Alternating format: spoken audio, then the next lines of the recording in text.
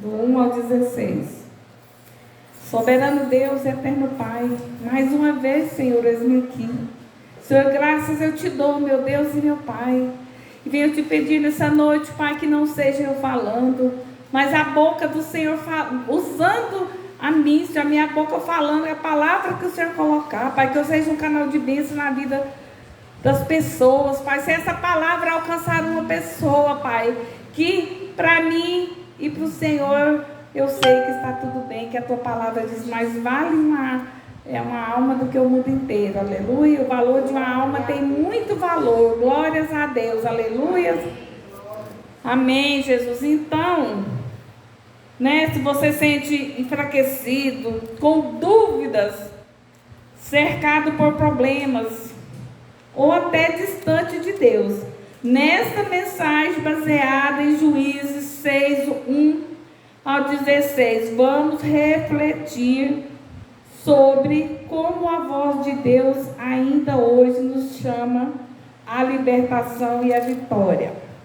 Glória a Deus, aleluia, amém por isso, Senhor. O Senhor ainda é o mesmo ontem, hoje e eternamente, glórias a Deus. Então, vivemos em tempos em que muitos se sentem oprimidos, abandonados ou incapazes.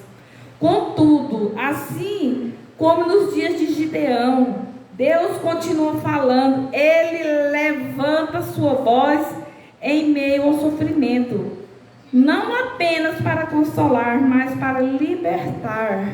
Juízes 6 é uma chamada divina para confiarmos na presença de Deus, mesmo quando tudo parece perdido. Aleluias! Aqui, o capítulo 1. Fizeram os filhos de Israel que era mal perante o Senhor.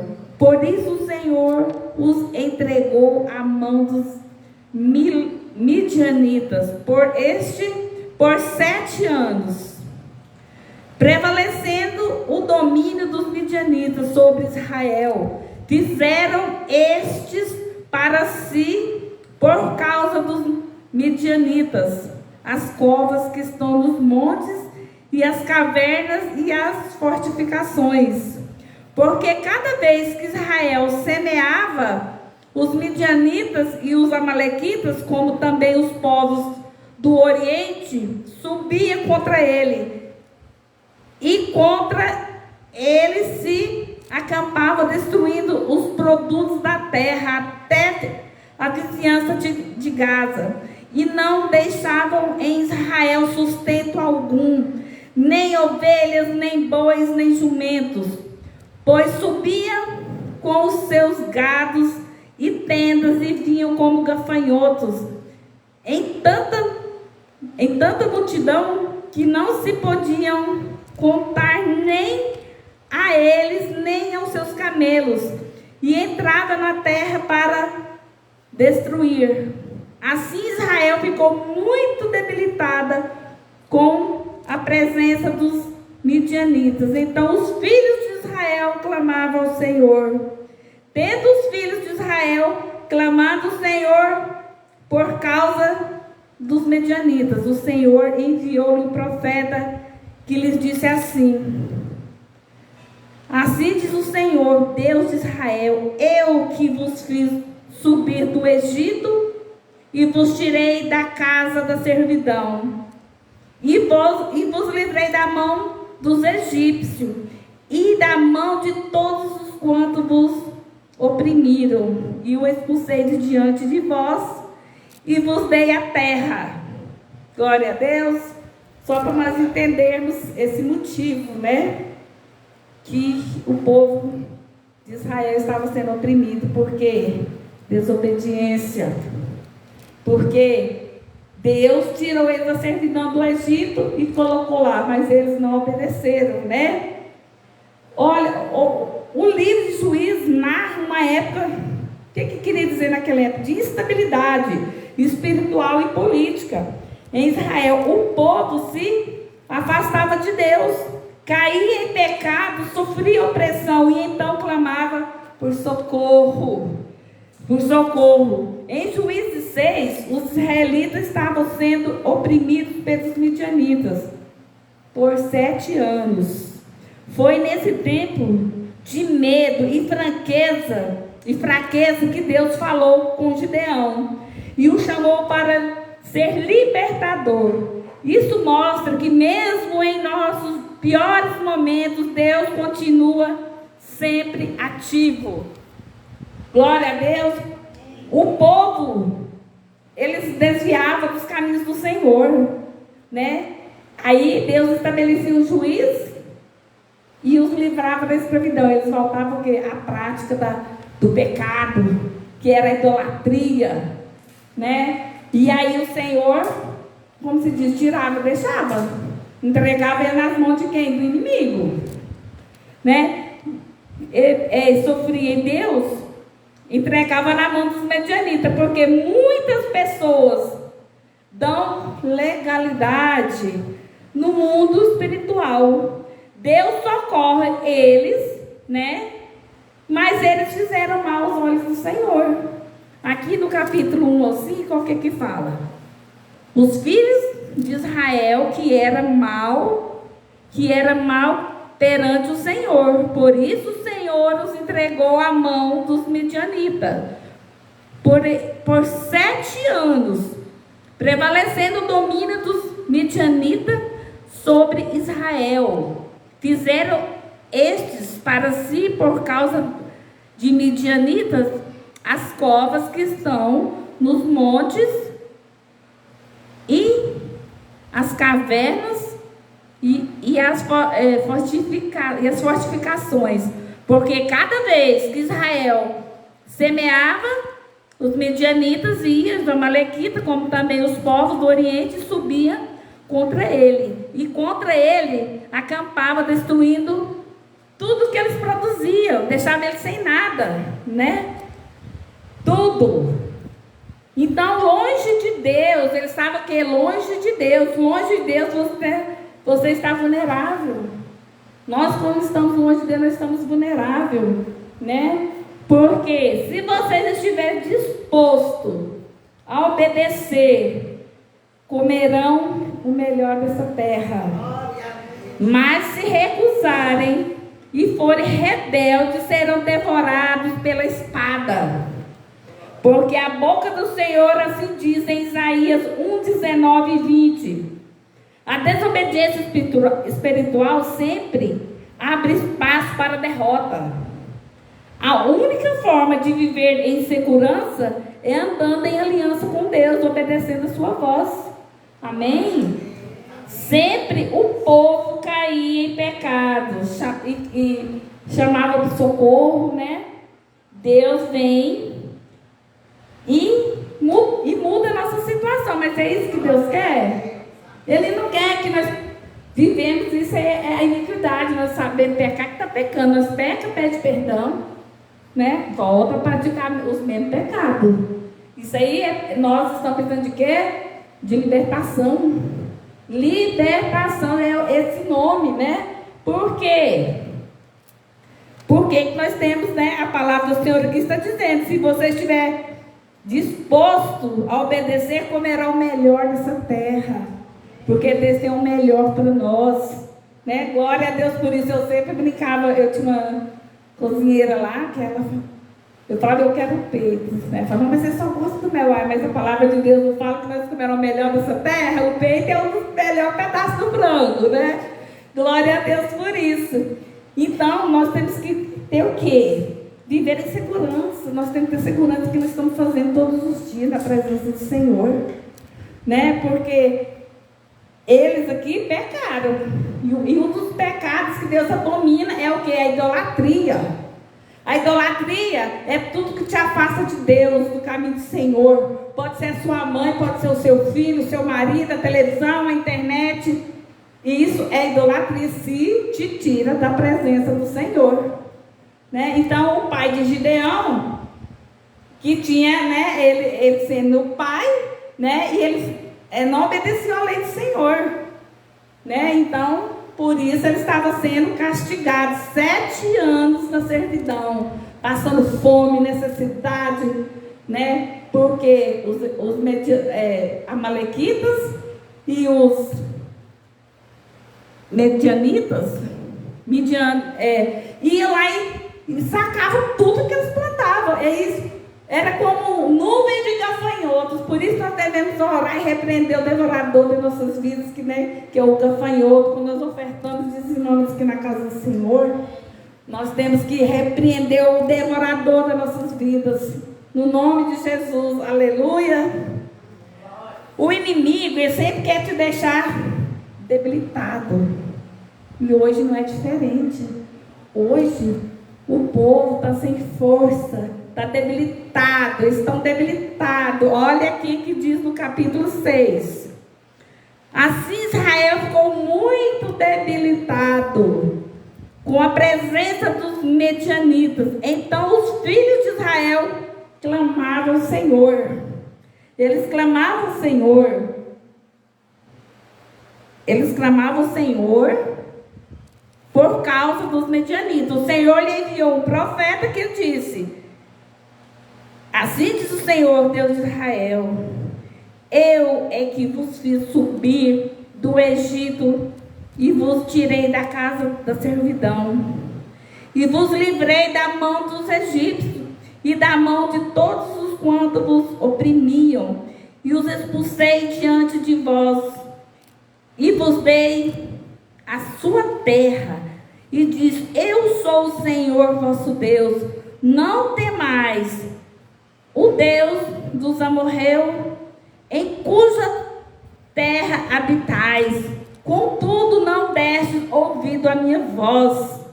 Então veio o anjo do Senhor e assentou-se debaixo do carvalho que está em Ofra, que pertence a Joás, a Bizerita. O Gideão, seu filho, estava malhando o trigo no lagar para pôr salvo dos midianitas. O inimigo, irmãos, ele quer nos debilitar. O ladrão vem somente para roubar, matar e destruir. E eu vim para que tenhas vida e vida em abundância. João 10:10. O objetivo do inimigo é tirar o foco, a fé, a esperança do povo de Deus, seus sonhos. Ele quer tirar seus sonhos. Tem dia, né? Já aconteceu comigo. Eu nunca mais vou naquela igreja, eu vou entregar meu cargo. Eu não vou mais. Mas isso é obra de quem? Do inimigo. O inimigo, ele quer ver o povo de Deus destruído. Ele coloca dúvida no nosso coração a respeito de tudo. Será que está certo? Será que Jesus vai voltar mesmo? Então, isso não é de agora. Isso é dos tempos passados.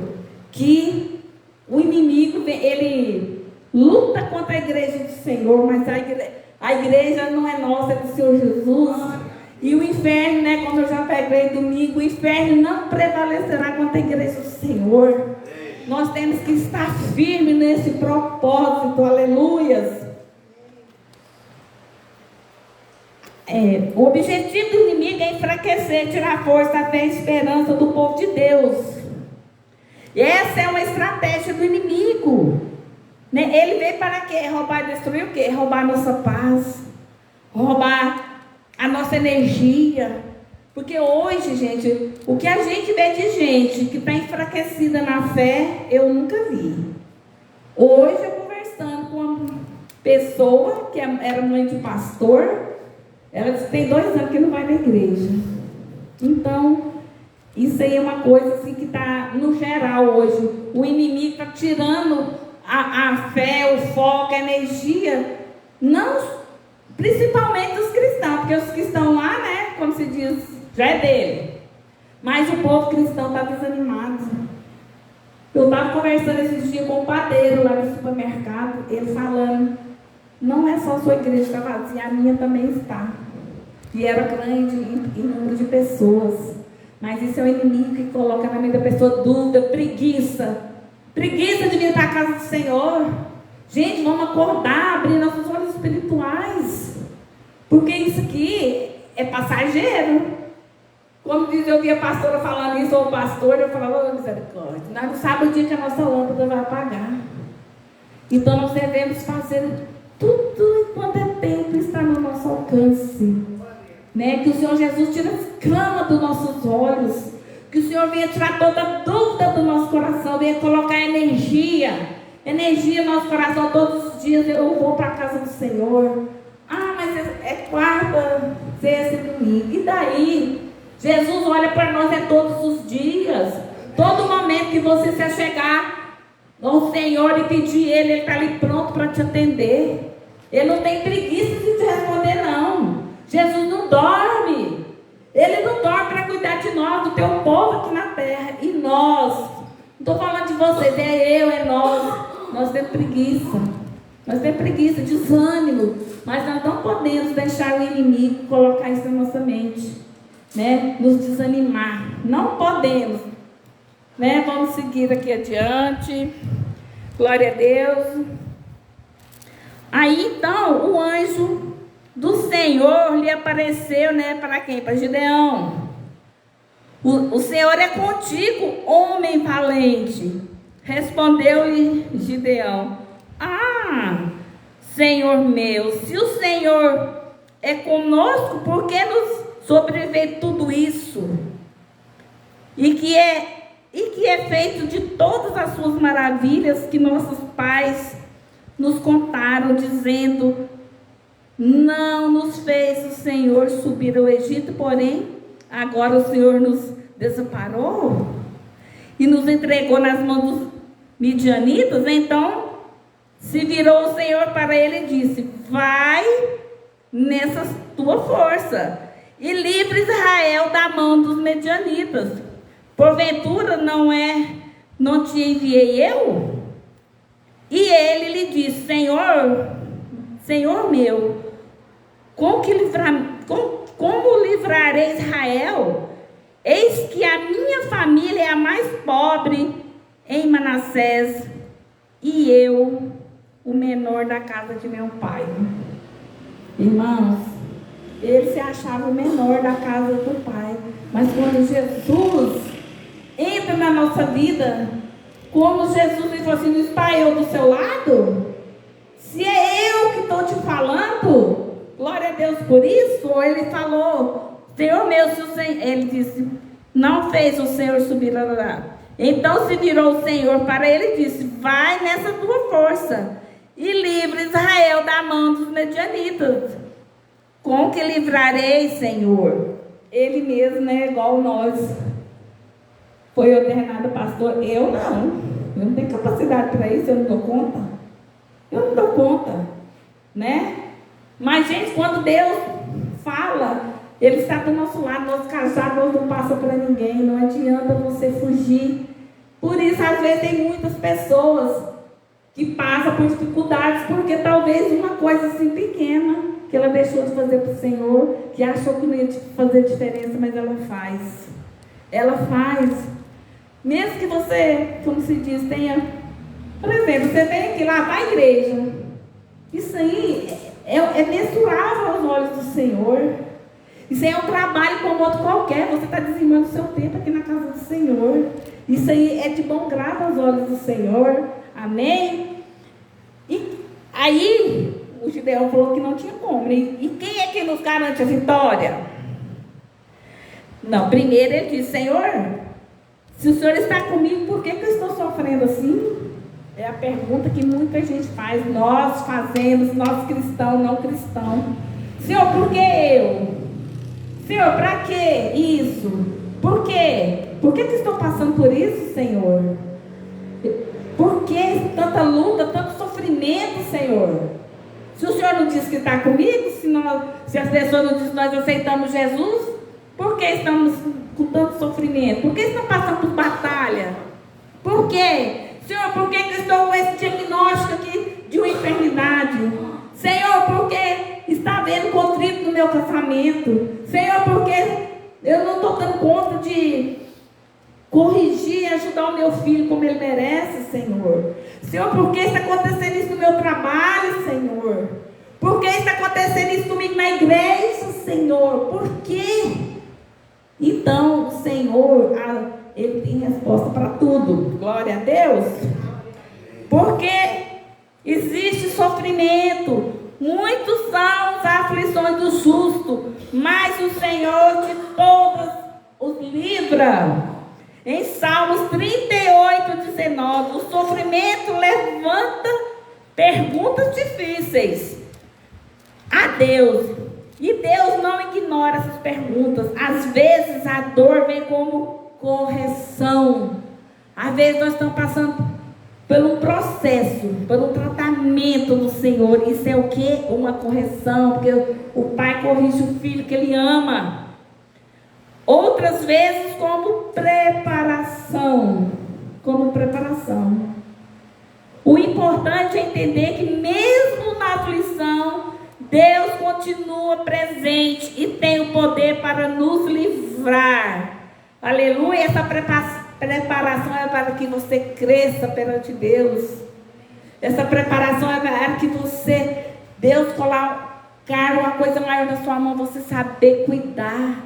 É isso que Deus faz. Porque Deus tem o poder de libertar. Se um dia, uma pastora aqui, assim, uma prova maior, que eu estava, né, com depressão, opressão, né, por causa da enfermidade que o médico disse que eu tinha. E eu fiquei muito oprimida, deprimida mesmo, né? E a pastora ainda falou: ó, minha filha, a gente não pode dar brecha para o inimigo. Casa. Já tinha 13 anos que eu morava com meu marido e não era casada, então eu casei. Graças a Deus, para a honra e glória do Senhor, né? Eu me casei porque eu também ia falar: nossa, eu tenho que entrar em comunhão com o Senhor, que se eu morrer, eu tenho que ir para a glória, né? Porque o diagnóstico era terrível, que era câncer, mas a última palavra ela não vem do médico, ela vem de Deus. Onde o homem põe um ponto final, o Senhor põe uma vírgula. Aleluia. Não tem moral para diagnóstico médico. O Deus é um Deus que ressuscita mortos. Ele não vai curar nós de uma enfermidade. Nós temos o quê? Que buscar e crer nesse Senhor. E nesse período do meu tratamento, eu tomava remédio tarja preta para dormir. Eu tomava alprazolam, eu tomava sertralina. E aquilo, eu falava: Senhor, me liberta, eu não quero tomar mais esses remédios. Eu não vou tomar. Porque eu tomava o remédio e eu acordava pior, né? Mas, gente, vou falar uma coisa para vocês. A doença, ela passa a ser a doença da alma. E essa doença da alma, quem cura é só Deus. Aleluia, glória a Deus. E o Senhor me libertou em um culto doméstico na casa da minha mãe, né? Uma irmã lá veio orando e colocou a mão no meu coração e me falou que Deus ia me libertar daquele sofrimento, daquela tristeza. Eu chorava 24 horas, né? Eu sentia uma tristeza na alma, irmão. Eu sei o que a pessoa fala: estou com depressão, eu estou oprimida, eu sei o que é, porque eu já passei por esse processo, mas eu fui liberta. Para a honra e glória do Senhor Jesus, nunca mais eu coloquei um comprimido na minha boca antidepressivo, tarja preta. Oh, glória a Deus, eu louvo meu Deus todos os dias por isso. Então, irmãos, a gente é liberto. Às vezes a gente passa por um processo que Deus está tratando de nós para nós poder ajudar outras pessoas. Como teve um tema aqui, curadas para ser curadas, né? E é isso, é verdade. Quando nós estamos cheios do Espírito Santo, nós queremos derramar, nós queremos falar para todo mundo do Espírito Santo, do amor, do poder de Deus. E isso é o que? Quando nós estamos libertos, quando nós estamos curados. Tem doença que é da alma, tem doença que é do físico, tem doença que é o inimigo que coloca nas nossas mentes. Porque quando aquele pai levou aquela criança lá, que os discípulos orou, né? O inimigo não saiu, o menino não foi curado, né? O pai dele falou que quando orava, o menino ficava liberto. E passava o tempo, o menino começava a passar mal, porque o diabo voltava na vida daquela criança. E Jesus orou, repreendeu, o menino ficou liberto. E os discípulos maravilhados, o Senhor, como? Ele disse: essa casta de demônios só sai com jejum e oração. Aleluia. Então tem coisa nas nossas vidas que uma doença da alma, uma doença espiritual, você pode ir no médico, não dá nada no exame, você pode tomar todo quanto é remédio, você não vai ser curado. Você vai ser só curado pelo sangue de Jesus. Quando você for liberta, né? Glória a Deus. E é isso que Deus quer. Deus quer ver nós libertos. A palavra de Deus diz que Jesus veio para dar vida e vida com abundância, lá em João 10:10, né? E é isso que Deus quer de nós com saúde, com alegria, né? Eu posso dizer que dia que eu ia vir na igreja segunda, quarta e sexta, ou quarta, sexta e domingo, entenderam, né? É isso mesmo. A gente, não, estou aqui, né? Não, só tem nós lá. Gente, onde nós estamos, o Senhor está. Onde tiver 2 ou 3, ali estarei. Glória a Deus. Aleluia. E é isso que Deus quer de nós, a libertação, né? Para que nós possamos propagar o nome do Senhor. Porque essa doença que está aí, essa doença da preguiça, de ir para a igreja, essa fraqueza, não dá conta nem de orar.